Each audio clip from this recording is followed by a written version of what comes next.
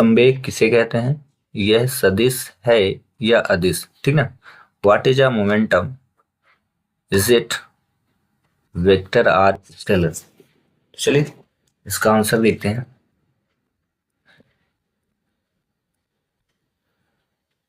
संवेग किसी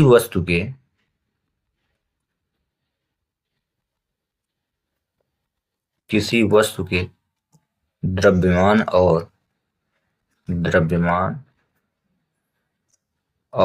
द्रव्यमान को कैसे व्यक्त करते हैं? एम से, ठीक है। द्रव्यमान और वेग को वी से, वेग के गुणनफल को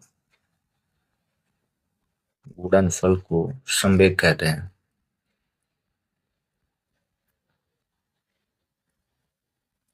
संवेग कहते हैं, ठीक ना। इसे स्मॉल पी द्वारा व्यक्त करते हैं, ठीक ना। पी द्वारा प्रदर्शित या व्यक्त किया जाता है। चलिए प्रदर्शित लिख देते हैं। प्रदर्शित करते हैं, ठीक है। यदि एम द्रव्यमान वाली वस्तु के वेग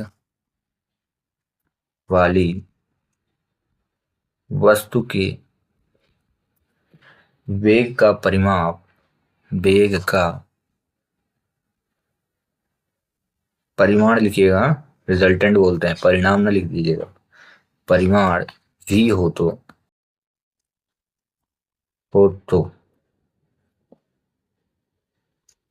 तो उसके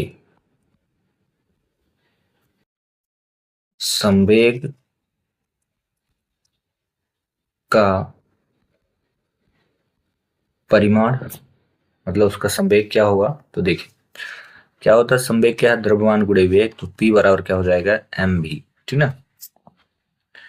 सदिश रूप में इसको रिप्रेजेंट करेंगे तो वेक्टर पी इज इक्वल हो जाएगा एम वेक्टर वी। ध्यान रखिएगा 80% या 90% ले लेते हैं, जिसमें वह आता है वो सभी, जिसमें वह आता है जैसे वेग है ना, इसमें वह आता है तो ये सभी क्या हो जाते हैं? सदिश राशि। फिर ये क्वेश्चन में हिंट के तौर पर समझें, यदि ये साइन लग गया, ठीक ना, ये साइन लग गया तो इसका मतलब है कि ये जो राशि है ना वो सदिश राशि है, ठीक है। तो मैंने इसको वेक्टर दिखाया है, इसलिए क्या लिखेंगे?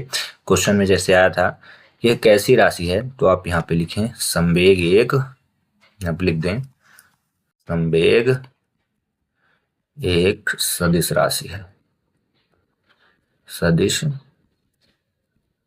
राशि है। ध्यान दीजिएगा क्योंकि क्वेश्चन सिर्फ इतना पूछा था संवेग किसे कहते हैं, यह सदिश है या अदिश।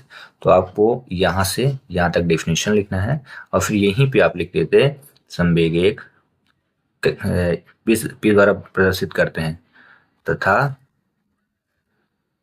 यह मतलब कौन? संवेग सदिश राशि है।